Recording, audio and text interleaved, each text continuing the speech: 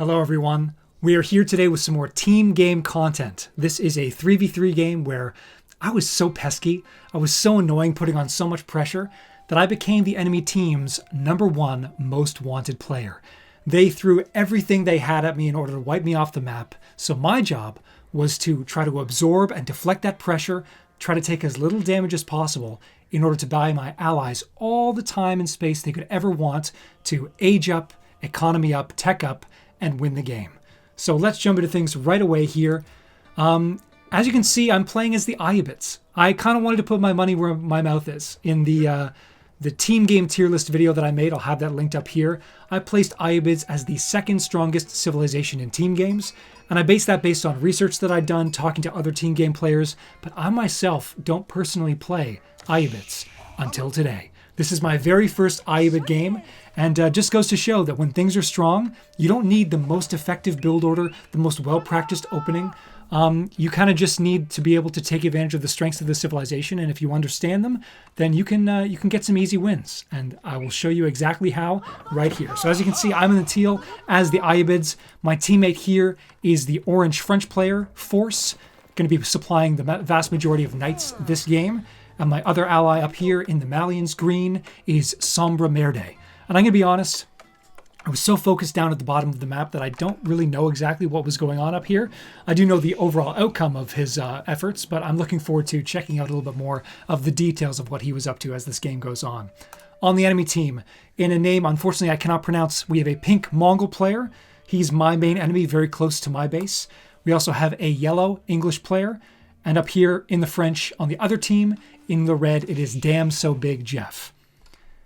So, playing as the Ayyubids, what is my goal here? My plan is to very quickly age up to castle, to go military wing advancement into the feudal age to, supply me with a very slow but still steady stream of free Desert Raider units.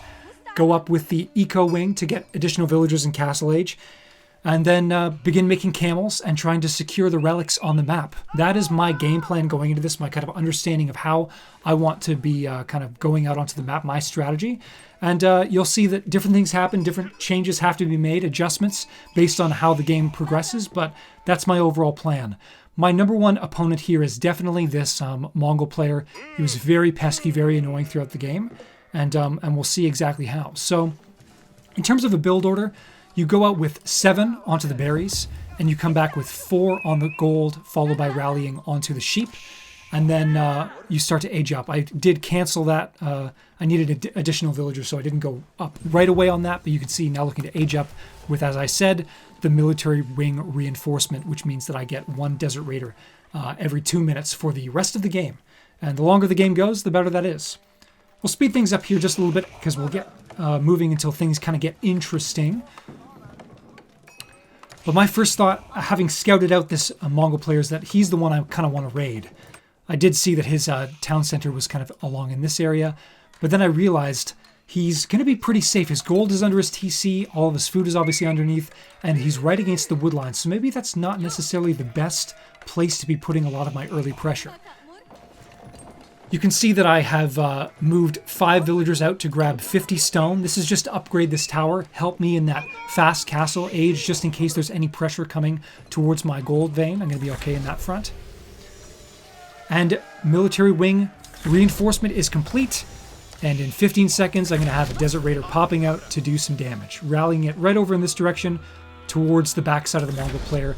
Maybe looking to do some damage to this Uvu. But then I think 1 Desert Raider isn't going to be doing a lot. Maybe instead, I should go over and see what I can do to this English player. So, in terms of the ranking of this game, it was a mid-diamond game in terms of skill level. However, the yellow player I looked after the game was actually ranked Conqueror 2 in 1v1s. So a very, very strong player. But you can see, I show up just in time at the right time, because he is here trying to build his second town center. He's only just started. I'm currently using the ranged form of my Desert Raider, but pretty soon I realized that his TC is not even in the range of his other TC.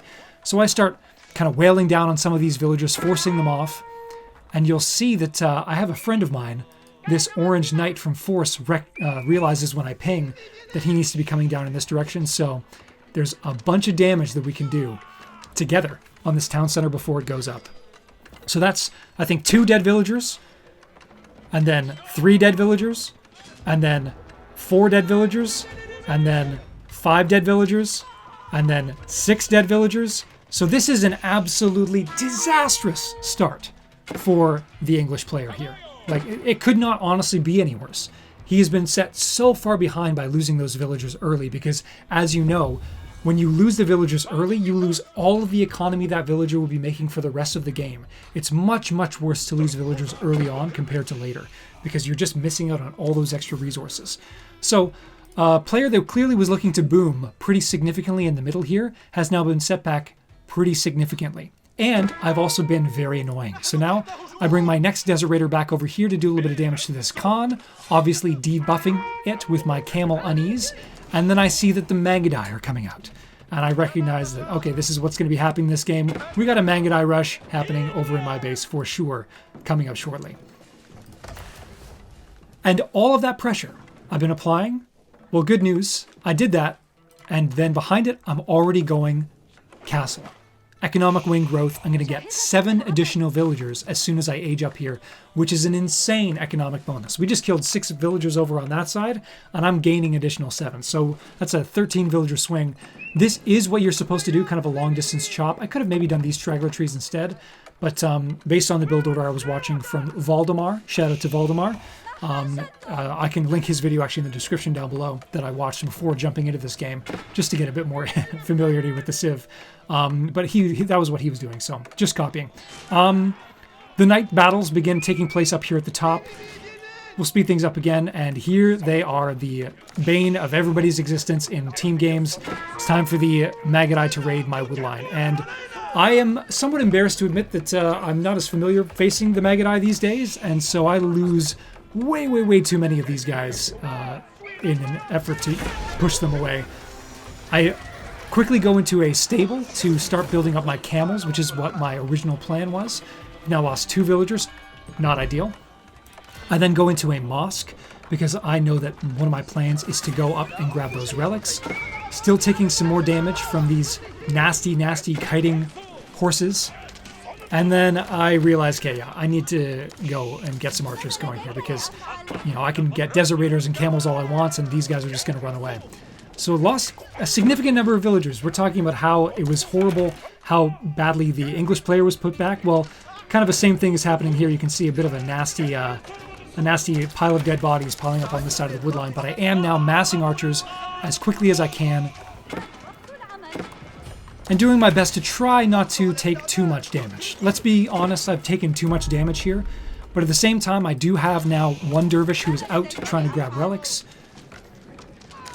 Another one goes down, man. Looking at this back, I'm realizing this was actually significantly worse than I thought it was. But I'm still pushing out, you know, this one's fairly close to dead. I am doing a little bit of damage. Finally get up a blacksmith. Very soon I'm going to be going for iron undermesh, as you might expect. But now I have enough of a force that, you know, this is not going to be too bad. I lose another one.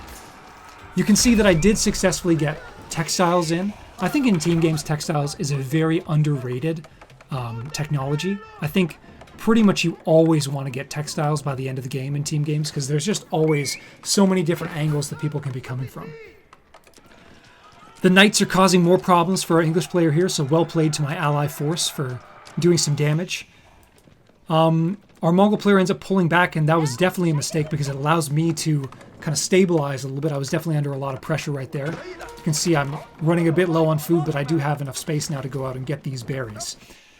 Does kill one of my dervish going out to grab one of the next relics, but so far I've got 2 back in the bank and looking to continue to get more and more.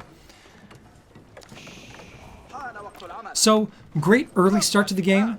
Definitely started crumbling under a little bit of pressure from the Mongol player here and the Magadai. I think that was unnecessary, but at the same time, it wasn't game-ending damage. I'm still okay. It's not too horrible. I started to bring out my cavalry here to try and do some damage because I know I don't need these guys at home. I need my archers at home to protect this wood line from the Magadai, but these guys are just going to be chasing behind and getting kited forever. So I do try to loop around, see if I can find a little bit of damage on the Mongol player. Unfortunately, I'm unsuccessful. I do run into the pack of Magadai, and I just end up going back and saying, okay, I'll take my time. This king is trying to cause problems, but he's no match for the tankiness of this dervish. And I already have 3 relics, and this is the 4th. So my plan of getting up, building some camel lancers, and getting the relics is going quite swimmingly at this point. Accidentally grabbed that before leaving, so I turn around, come back, and go out and see if I can grab some more. The Malian player doing a great job pressing in and keeping this knight player busy, which is great to see. The Magadai now shooting over this wall I used to kind of buy myself a little bit of extra space. Do lose another dervish, but it's okay. Still holding on. And still on just the 1 stable and the 1 archery range, building up a force. Yeah, really great work from the Malian player to break into this before the walls were up, and yeah, it's well done. So these Khan hunters and the Magadai are doing damage, but because I have these camels, and this is one of the reasons why Ayyubid is so strong, the camel unease is debuffing their damage. You can see I'm now going for a 2nd range defense as well, so these Magadai are going to be doing much, much less on everybody on my army, which is very nice. Now seeing it 4 relics, which is great. And again, now that I'm under a little bit less pressure, I'm deciding to move out. As this another relic is coming back to my base, move out and see what I can do. I hear the pings and I'm like, oh, he's currently fighting this guy here. Maybe I can loop around and do some more damage, kind of supporting my ally in that way. So I do get a good charge in here. And this is massive amounts of idle time for this Mongol player. He is not having a great time. You know, successfully kills a bunch of my units here, which is fine, but he has been very much idled out and lost a lot of villagers there as well, thanks to that raid from Force.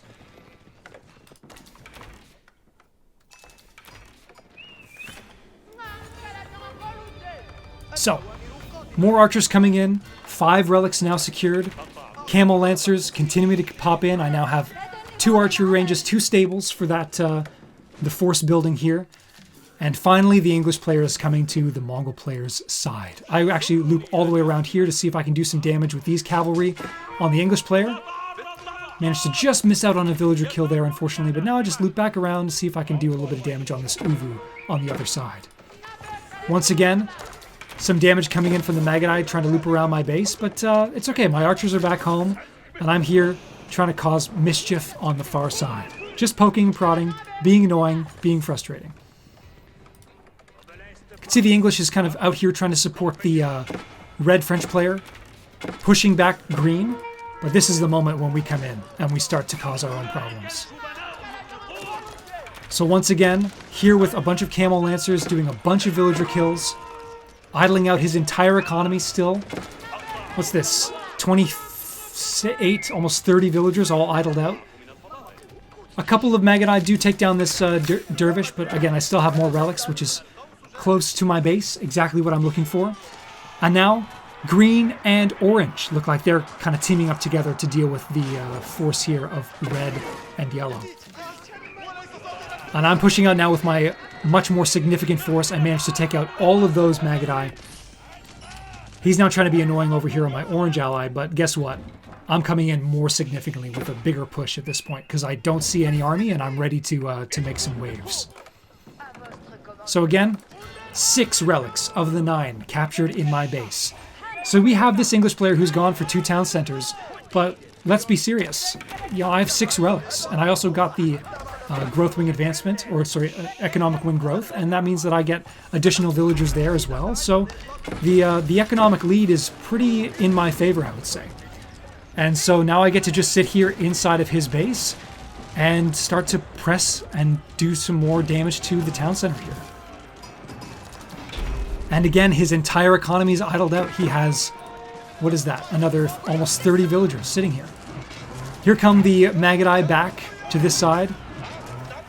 And yellow is now forced, because of my pressure that I'm putting on single-handedly, to come here and help his ally.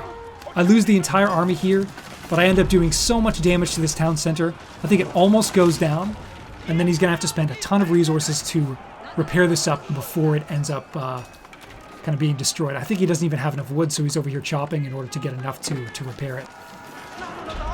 I'm up here with a much smaller force than what I'm up against, and so I start to pull back at this point, realizing that it's now a 2v1 situation and not exactly where I want to be. But I have now done my job where I have pulled 2 players over to me, which means that green is free and clear to fight against red, orange is free and clear to help green, and I just have to survive this 2v1 situation.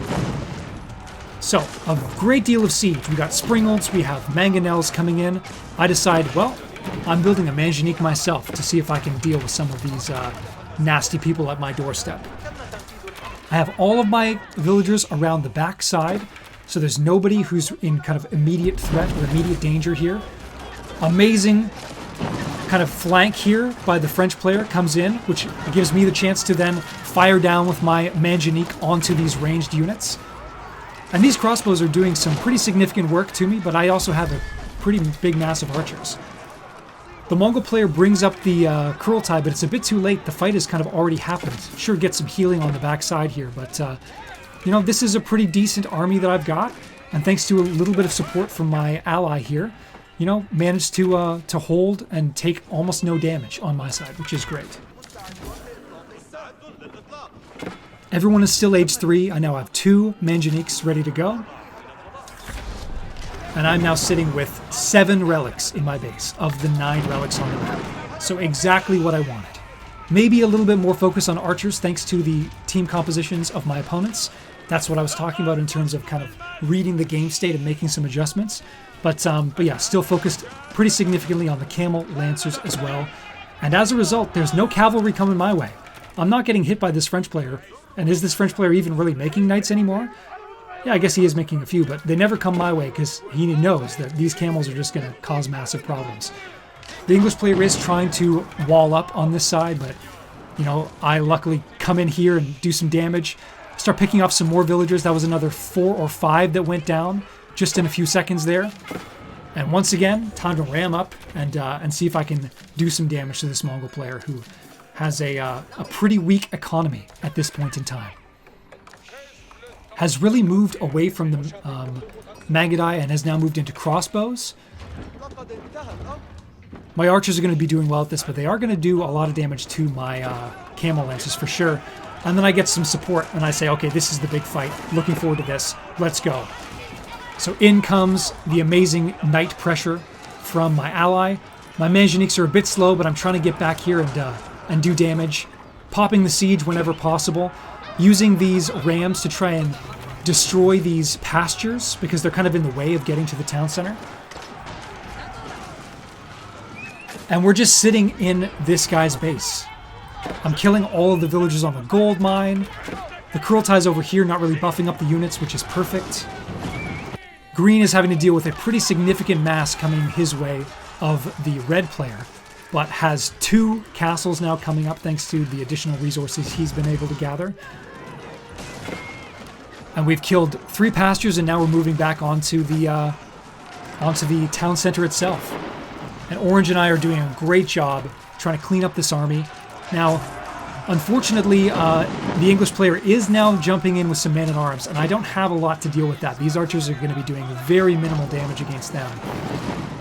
I'm continuing to try and use these to do as much damage to the ranged units as I can. We are getting absolutely peppered by fire, but again, idling out the entirety of this Mongol player's economy is huge, and continuing to put that pressure and be as annoying as possible so that I'm the target on the on this side. I didn't realize, but it looks like the red Damn So Big Jeff French player is doing a great job pressing in, which means that, fortunately, thanks to the time I've been able to buy, Orange can now rally into Green's base and kind of do a bit of a 2v1 over on this situation. I do get pushed back, and now both of these players are looking to kind of come at me and cause me problems. I tried to go out here on the deer. It was a pretty significant mistake. As a result, these crossbows see these villagers pretty easily and start to do some damage. I'm trying to jump in here while I have the chance. Do some stuff here. Yeah, I'm taking some damage here. But they do manage to press pretty significantly into my base, because again, it's a 2v1 situation, but I'm trying to take as little damage as possible. Just run away with these villagers along the side here. Really committed to these springolds, but I was building no infantry whatsoever, so it wasn't very useful. But you can see that I am being pushed back. So fortunately, the orange player, playing a great swing, comes back over to my side after having helped green, pushed directly into the red player's base. So he comes over to help me, helps pop a lot of these springolds. I'm now mixing in some crossbows, and finally, I recognize, okay, I've been building camel lancers the whole game. That was my plan from the beginning. I got a bit too stuck in that. And this is a mistake that I make, and maybe you make as well in your games. If you see a switch from your enemies, consider how you can make a switch as well. I don't need to keep building camel lancers. I need to build horsemen to deal with this non-stop threat of crossbows from both the English player and the Mongol player. That's going to be a much more effective use of my resources than building more camel lancers, which are the stronger unit, but are being directly countered in this case. So, I started attacking this Kurultai, which is very far forward, and I started pinging like crazy to the orange player, saying, come on, let's take this down. If we take this down here, then that means that it's going to be almost unrepairable on this side of the base.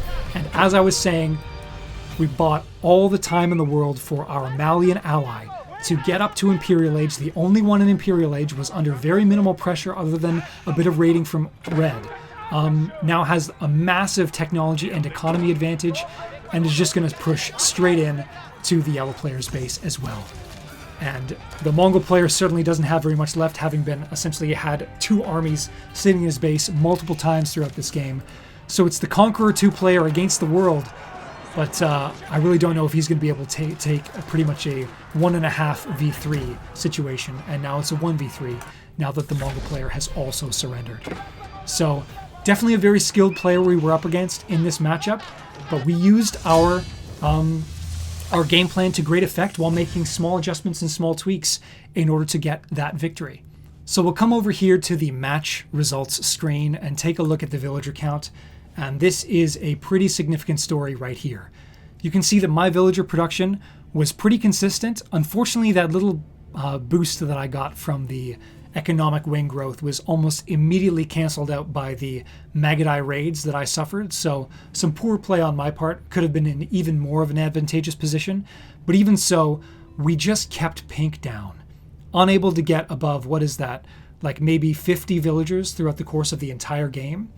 You can see that yellow was doing a great job, really was put in a position where maybe could have carried the game, but what this doesn't tell the story of is the fact that I had 7 relics of the 9, pumping resources into my economy. I almost didn't really need to mine gold very much at all that game because I had so much passive gold coming from the work of my dervish going across the map and even capturing sacred sites over the course of that game as well.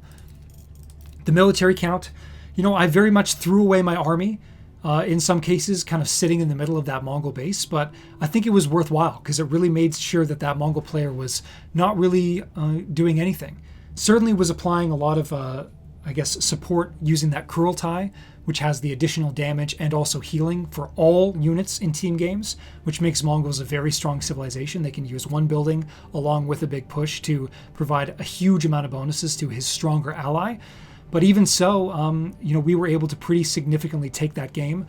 Fair play to my allies, who I think played extremely well. Force, the orange French player, was going back and forth, helping both of us on both sides in a very significant way. Had some great flanks, when the enemy isn't expecting to be able to take out a lot of that siege on the back line. And the Malian player really doing what he needed to do. We look at resources gathered, the passive income from the cows, from the gold, the pit mines, really allowing him to, secure a lot of resources for himself and then kind of single-handedly crush red towards the end of that game, meaning that it was all but over at that point. So just goes to show, if you're putting pressure, if you're being annoying, even if you're just sitting in your opponent's base, that is a great use of your army, of your resources, of your time. And it means that you can buy your allies the space they need. And if they have, hopefully at least half a brain, not always, but sometimes, they can potentially do the game-ending damage while you're there just kind of deflecting some of the pressure that's coming your way.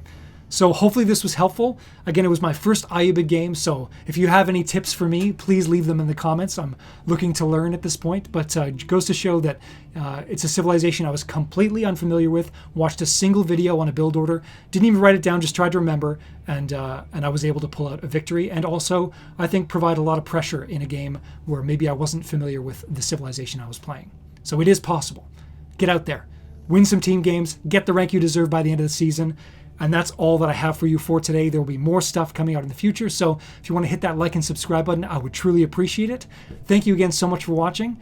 We'll catch you in the next one. And yeah, bye for now.